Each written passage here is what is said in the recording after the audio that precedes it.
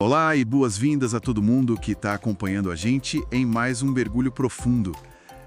Hoje a nossa missão é explorar um material que é bem eletrizante, para dizer o mínimo. Eletrizante e super polêmico, né? Com certeza. Nós vamos desbravar uma palestra do Pablo Marçal. E o título é muito direto, já entrega logo de cara o tom da conversa, que é Como Deixar de Ser Bonzinho. Exato. E, para quem está ouvindo a gente agora, acho super importante contextualizar a natureza da fonte que a gente está analisando hoje. Ah, fundamental. Para ninguém ser pego de surpresa. Pois é, trata-se da transcrição de um evento ao vivo. Então, como todo evento desse formato que é voltado para grandes plateias, o material é muito cru, tem muita interação espontânea, ele usa umas metáforas bem extremas e, entrega conselhos que fogem totalmente daquele roteiro convencional de autoajuda. Bem fora da curva mesmo. Totalmente. E o nosso objetivo aqui não é validar, endossar ou criticar a figura do palestrante, mas sim extrair a tese central. E essa tese é incrivelmente instigante. A premissa básica é que existe uma diferença abissal, uma diferença gigantesca mesmo, entre ser uma pessoa genuinamente boa e assumir o papel do bonzinho. Certo. Vamos desempacotar isso. Vamos. Porque essa distinção que é feita logo no início é a fundação de tudo que vem depois na palestra. O texto deixa claro que ser uma pessoa correta, honesta e boa é um traço extremamente positivo. Sim, a bondade não é o problema. Exato. O problema começa quando a pessoa veste a fantasia do bonzinho. E tem uma imagem visceral usada ali que me deixou muito chocado. É a ideia de que o bonzinho é aquele que, de forma metafórica, claro, deixa os outros entortarem a sua lombar. Nossa, sim. Ele usa muito essa analogia física, né, para ilustrar um peso emocional. O bonzinho é a pessoa que permite que os outros tentem quebrar a sua cervical. Literalmente quebrar a cervical. Porque essa pessoa está sempre carregando uma mochila, um fardo pesado que simplesmente não é dela. É uma passividade extrema, sabe? E a psicologia por trás dessa passividade é o que sustenta todo esse ciclo destrutivo, não é? Com certeza. O bonzinho é, no fundo, um refém crônico do medo da rejeição. É alguém que passa o dia inteiro, o tempo todo, imaginando o que as outras pessoas vão falar ou pensar se ele ousar dizer um não. Exatamente. Se por um acaso ele ousar impor qualquer limite básico. É aquele estado de ansiedade antecipatória constante, né? A mente da pessoa já fica configurada para dar a resposta que vai agradar o outro só para evitar a fadiga do conflito. Para não ter que lidar com cara feia. Pois é, e aí a palestra traz um exemplo prático disso que todo mundo que está acompanhando a gente já viveu, ou conhece alguém que viveu, que é a clássica questão de emprestar dinheiro. Ah, esse ponto é sensacional. Mas ele é muito brutal nessa parte. Ele não diz só para tomar cuidado com quem pede emprestado. Ele fala com todas as letras que todo bonzinho é o otário. Como é que a fonte justifica uma afirmação tão pesada? Ele justifica apontando para um padrão de comportamento social bem claro. O argumento é que sempre existe um otário disponível para emprestar dinheiro para quem já tem um histórico enorme de não pagar ninguém. O famoso caloteiro profissional sempre encontra um bonzinho. Perfeito. O bonzinho sabe que não vai receber o dinheiro de volta, mas o medo de dizer o tal do não é tão paralisante que ele prefere tomar o prejuízo financeiro a lidar com o desconforto de negar. Ele prefere pagar para não se incomodar. Exato. E uma sacada sugerida para quebrar esse ciclo é muito inusitada. A sugestão é a seguinte: na próxima vez que alguém pedir dinheiro emprestado, em vez de dar o dinheiro, a pessoa deve entregar um livro sobre finanças. Um livro? Sim. O material até cita o livro Os Códigos do Milhão.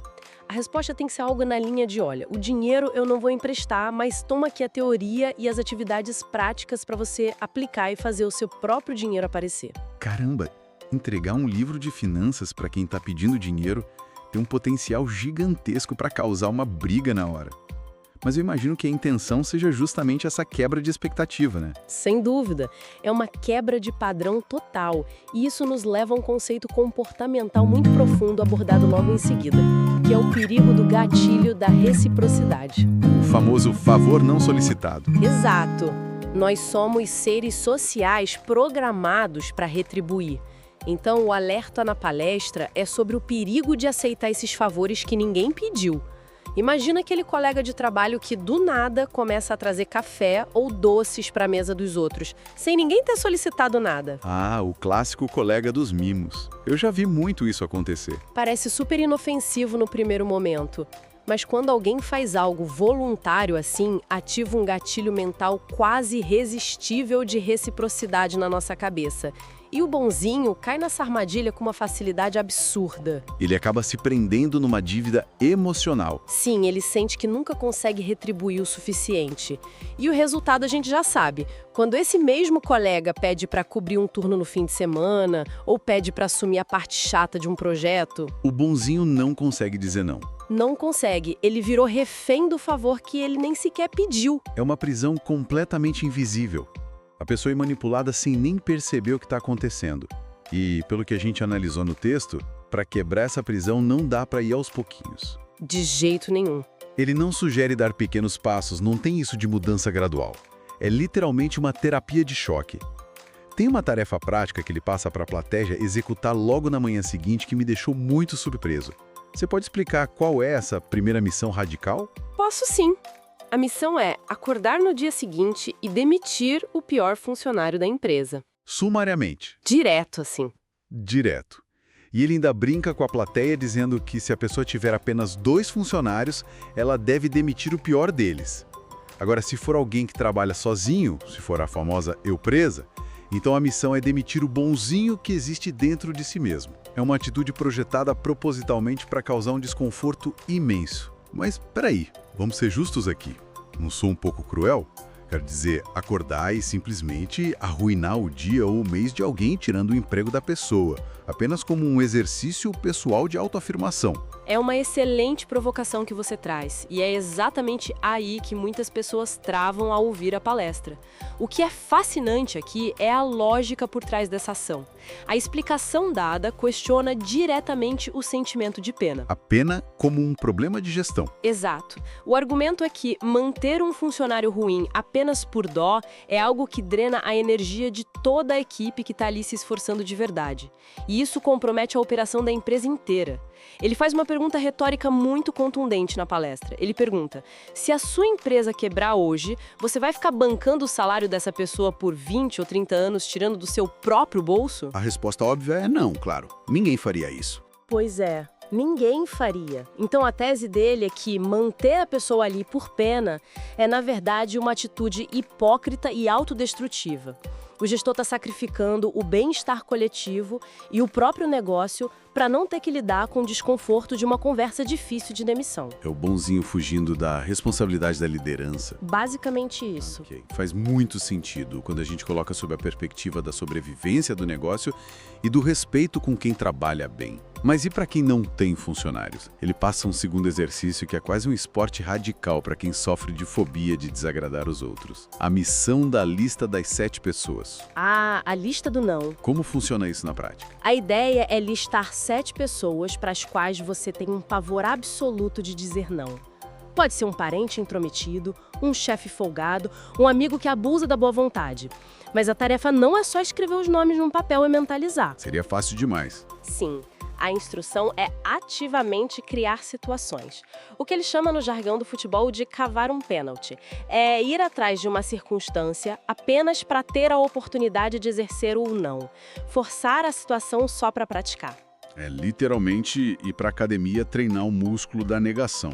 E ter que suportar aquele silêncio constrangedor que vem logo depois de contrariar a pessoa. Exatamente. E para ilustrar o quão incisivo é preciso ser ao tomar as rédeas da própria mente, a fonte usa táticas de choque, até na forma de se comunicar. Em um momento bem específico da palestra, ele usa uma analogia política muito forte, puramente como uma estratégia retórica, se autodenominando um MST digital. Mas como assim? O que o movimento do Sem Terra tem a ver com o ambiente digital ou com essa história de deixar de ser bonzinho? É uma metáfora puramente focada na ideia de ocupação de espaço. O que ele quer dizer com o MST digital é a prática de invadir espaços que não estão sendo produtivos na mente das pessoas na internet. A intenção é chocar, causar um incômodo imediato para roubar a atenção do ouvinte. Entendi. É sobre a economia da atenção hoje em dia. Perfeito. Se você for apenas educado e silencioso na internet, você é ignorado sumariamente. A partir desse choque inicial, ele assume o controle da narrativa na cabeça daquela pessoa que parou para ouvir. O recado por trás dessa metáfora extrema é simples. Quem não ocupa o seu próprio espaço mental com convicção acaba sendo invadido e colonizado pelas ideias e pelas expectativas dos outros. Então, para deixar claro para nossa audiência, não tem nada a ver com política partidária em si. É uma tática de marketing de guerrilha mental relatada no texto. Exato, é só uma analogia de ocupação. E essa capacidade de não ser engolido pelo ambiente ou pelas intenções dos outros nos leva a uma palavra que, na nossa cultura, geralmente tem uma reputação péssima. A palavra malícia. Normalmente a gente ouve isso e já pensa em alguém desonesto, em alguém querendo passar a perna nos outros, mas ele dá um giro de 180 graus nesse conceito, não dá? Dá sim. No contexto da mensagem transmitida ali, a malícia é totalmente ressignificada como uma ferramenta essencial de sobrevivência. Ela é apresentada como sinônimo de consciência situacional. Consciência situacional. É a capacidade de calcular o espaço, entender o tempo das coisas e ler as reais intenções das pessoas ao redor. Ele dá um exemplo pessoal, mencionando que, por princípio, nunca senta de costas para a rua num restaurante. Ele prefere ter a visão geral. Ele sempre escolhe a cadeira de onde pode observar a porta e o movimento de quem entra e sai. É quase uma mentalidade tática militar de estar sempre alerta. Exatamente. A visão do palestrante é de que ser simples, puro e ingênuo como um cordeiro o tempo todo é algo que inevitavelmente vai atrair predadores. A mensagem é clara. Para sobreviver e proteger o próprio território ou a família, é preciso ter a simplicidade do cordeiro, mas é obrigatório carregar também a força e a agressividade do leão quando a situação exigir. A ausência total de malícia não é vista como virtude, mas como negligência. Aqui é onde a coisa fica realmente interessante. Porque tem uma história na palestra que ilustra perfeitamente essa ideia de não se curvar às pressões sociais ou ao ambiente, que é a história do jatinho particular. Você pode contar pra gente o que aconteceu nesse voo? Claro, ele conta que estava voando para os Estados Unidos num jatinho particular, um jato avaliado em cerca de 100 milhões de reais. 80 ou 100 milhões de reais voando. E ele estava com vários convidados a bordo. Em determinado momento, a aeromoça se aproxima para anotar os pedidos das refeições de todo mundo. O esperado num ambiente de altíssimo luxo como esse é pedir pratos finos, pratos sofisticados, coisas que combinem com o status de estar num jato. Mas quando chega a vez dele, ele simplesmente vira e pede um prato de estrogonofe. Num jato de 100 milhões. Num jato de 100 milhões. Os convidados ficam chocados na hora, dão risada, falam coisas como "ah não, para com isso, pede algo chique, aproveita a viagem". Mas ele mantém a postura, olha para eles e diz: "eu quero estrogonofe". A moral dessa história claramente não é sobre preferências culinárias. De forma alguma, é a prova prática de que não se deve deixar o ambiente ditar as suas vontades. O bonzinho olharia ao redor, ficaria intimidado com todo aquele luxo e pediria o prato mais chique do cardápio, mesmo detestando o sabor, só para parecer sofisticado e agradar o grupo. Só para pertencer. Exato. Já quem tem o controle da própria narrativa, come o estrogonofe simplesmente porque é aquilo que está com vontade de comer no momento e ponto final. Eu adoro isso. Quantas vezes na vida a gente não engole um prato chique e metafórico só para caber numa rodinha, né? E isso serve de ponte perfeita para o contraste que o material faz entre duas formas de encarar a vida. Viver como a Alice no País das Maravilhas ou viver com governança. Como é que funciona essa dinâmica? E fosse o primeiro dia da vida dele. A Alice passeia pelo País das Maravilhas sorrindo ingenuamente para tudo, achando tudo curioso e sem malícia nenhuma. Ela não tem direção própria. Nenhuma. Ela acha que tem todo o tempo do mundo para tomar decisões e acaba deixando que os outros personagens da história escolham os caminhos por ela. Em um contraste brutal com isso, quem tem governança vive o dia de hoje como se fosse o último. Isso significa operar com senso de urgência altíssimo, tomar decisões rápidas e firmes. Sem empurrar com a barriga. Exato. E mais importante ainda, envolve assumir prejuízos rápidos para corrigir a rota imediatamente, em vez de empurrar um problema só para evitar o estresse de resolver o agora. Ok. Eu entendo perfeitamente essa urgência e essa postura implacável no mundo dos negócios ou quando a gente lida com estranhos. Mas e na vida pessoal? Porque aplicar essa tal governança tão intensa dentro de casa, na criação dos filhos, soa no mínimo exaustivo. Ele fala sobre paternidade sem ser um pai bonzinho. Fala e de uma maneira que deixa muita gente de cabelo em pé. Ele tem uma rejeição absoluta a qualquer tipo de superproteção infantil. Tem uma anedota na transcrição sobre uma ida à farmácia com um dos filhos que é hilária, mas muito reveladora de como ele aplica essa teoria na prática diária. Ah, a história do escândalo. Conta essa parte, por favor, porque quem tá ouvindo precisa conhecer. É inacreditável. A criança começou a fazer uma birra monumental, um escândalo gigantesco. Daquelas birras de se jogar e rolar no chão da farmácia chorando. O pesadelo de qualquer pai. Sim. E o que um pai ou uma mãe bonzinho faria nessa hora? Ficaria morrendo de vergonha do julgamento dos outros clientes em volta e tentaria acalmar a criança às pressas, talvez até comprando o brinquedo ou doce que ela queria só para manter as aparências e acabar com aquele showzinho logo. Comprar a paz temporária. Exatamente. Mas o que ele fez? Ele olhou para o filho, deitou no chão da farmácia do lado dele e começou a rolar, girar e gritar junto com o menino. Ele literalmente se jogou no chão sujo da farmácia pra Competir com a birra da criança. O choque foi tão grande que a criança parou de chorar na hora, ela olhou pro pai, provavelmente achou que ele tinha enlouquecido de vez, esqueceu completamente a birra e saiu correndo de perto dele. Ele desarmou a manipulação infantil ali mesmo. Desarmou, quebrando completamente a expectativa e não cedendo 1 milímetro à pressão social do ambiente da farmácia. É cômico, mas tem uma filosofia muito séria por trás disso. É a ideia de não criar os filhos dentro de uma bolha protetora. Tem aquela parte das bicicletas e das piscinas que ele menciona também, não tem? Tem sim. Se conectarmos isso com o panorama geral da palestra, a rejeição à superproteção é um pilar. Ele critica duramente, por exemplo, o uso daquelas rodinhas de apoio gigantes em bicicletas de criança. O argumento é que isso cria uma falsa sensação de equilíbrio que só atrasa o desenvolvimento motor real. E qual é a sugestão dele? A sugestão radical é arrancar os pedais da bicicleta, colocar a criança para empurrar com os próprios pés no chão e ela vai aprender o equilíbrio real em questão de horas. O outro exemplo é sobre o perigo iminente de piscinas e espelhos d'água. Ele diz que o meio termo é fatal. Como assim, o meio termo? Ou você bloqueia a criança completamente através do medo, para que ela nunca chegue perto d'água e sobreviva. Ou você investe tempo e energia para ensiná-la a nadar desde bebê. Não existe essa de deixar solto e torcer pelo melhor. O cerne dessa mensagem é que ensinar a cair é crucial. A criança precisa aprender a cair e lidar com a frustração desde pequena para não quebrar os dentes quando a vida bater de verdade lá na frente, na vida adulta. É tudo sobre construir resiliência suportando o desconforto de frente. E isso nos leva direto ao mantra que ecoa pela parte final da palestra, voltado para os adultos que estão com a autoimagem destruída por terem sido bonzinhos a vida inteira. O mantra é: resultado cura. Resultado cura. Como é que o resultado cura na prática olhando para esse texto? A cura, segundo a tese dele, não vem de deitar num divã ou fazer afirmações positivas e se olhando no espelho. A cura vem de forçar o corpo e a mente através de ações práticas. Ações que provem para você mesmo quem é que está no comando de verdade. E ele dá um exemplo extremo da própria rotina. Ele conta que tomou banhos de água congelante a 0 grau mesmo, na Suíça e na Alemanha. E manteve esse hábito da água gelada por 4 anos seguidos. 4 anos de água gelada. Ninguém merece um sofrimento desses. A questão-chave é que ele não fez isso necessariamente por benefícios médicos ou de saúde física. O objetivo era puramente mental.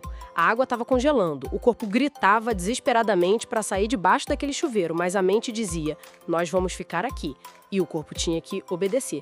Isso gera um resultado imediato. Uma prova inegável de que a mente domina as vontades físicas. E não o contrário. Claro que a gente precisa trazer isso para a nossa realidade prática, né? Obviamente, quem acompanha o nosso mergulho não precisa pegar um voo para a Suíça agora para tomar um banho de 0 grau.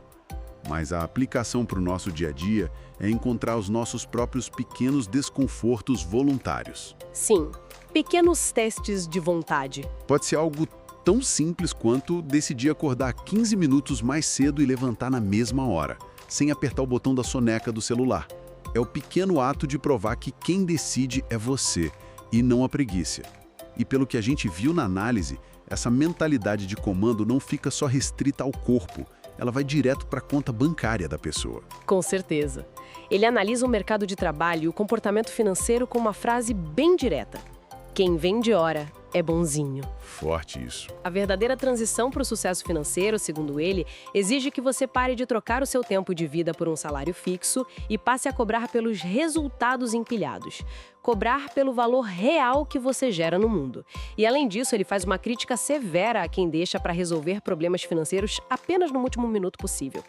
O famoso hábito de empurrar com a barriga. O bonzinho procrastina. Ele sofre com medo de olhar o extrato da conta, ele foge do gerente do banco e, no final das contas, acaba pagando multas altíssimas por atraso, ele perde energia, perde dinheiro e perde paz de espírito simplesmente pela falta de atitude de encarar o problema de frente com a urgência necessária. Então, o que tudo isso significa? Quando a gente junta todas essas peças, desde a coragem de não emprestar o dinheiro e de demitir quem está afundando o barco, até a ousadia de pedir estrogonofe no jatinho de luxo e de rolar no chão da farmácia, o resumo da ópera definitivamente não é um manual de como se tornar uma pessoa cruel ou desumana com os outros. Não, de forma alguma. A mensagem central é sobre estabelecer limites que são verdadeiramente impenetráveis. É sobre abandonar a passividade que nos transformam em vítimas eternas das circunstâncias e, finalmente, assumir o volante da própria vida. E ele mostra que isso é possível conversando com pessoas reais na plateia daquele evento, como o garoto de 16 anos que já é emancipado e está empreendendo, ou o rapaz que veio da roça e hoje tem orgulho de faturar os seus R$ 400 por dia. São pessoas que decidiram parar de esperar permissão do mundo e começaram a ditar as regras dos próprios jogos. É um ótimo resumo. E é fundamental lembrarmos que, embora os métodos descritos aqui no material sejam incrivelmente ríspidos, intensos e muitas vezes gerem um tremendo desconforto só de ouvir, eles funcionam como um espelho revelador maravilhoso pra gente. Um espelho das nossas próprias falhas. Eles nos forçam a olhar para as nossas vidas e fazer perguntas muito difíceis. Onde é que nós estamos tolerando o inaceitável? Onde é que estamos dizendo um sim, balançando a cabeça com um sorriso, quando por dentro a gente quer gritar um não gigante? Quantas vezes a gente engole sapos diariamente, comprometendo a saúde mental, física e financeira apenas para manter uma falsa harmonia com pessoas que, no fundo, não respeitam os nossos limites? Esse material, por mais extremo que seja nas metáforas, nos desafia a romper de vez a barreira do medo da desaprovação alheia. É aquele suco no estômago que vem para te acordar de um transe profundo. E, para encerrar o nosso mergulho de hoje, eu quero deixar um pensamento provocativo para todo mundo que ficou com a gente até agora. Nós passamos todo esse tempo vendo como o bonzinho acaba sendo a maior vítima das circunstâncias. Mas pensem nisto. Se olharmos de perto para o mundo ao nosso redor, toda a nossa estrutura social, desde as hierarquias pesadas das grandes corporações até as normas mais básicas de etiqueta e convivência, tudo isso parece depender inteiramente de um exército silencioso e gigantesco de bonzinhos para manter o status quo funcionando e a paz aparente garantida nas ruas e nos escritórios. Então, o que aconteceria com o mundo, com a economia e com as relações humanas se de repente, amanhã de manhã, todo mundo decidisse acordar e parar de ser bonzinho exatamente ao mesmo tempo? Fica a reflexão. Muito obrigado pela companhia em mais esse mergulho e a gente se encontra na próxima.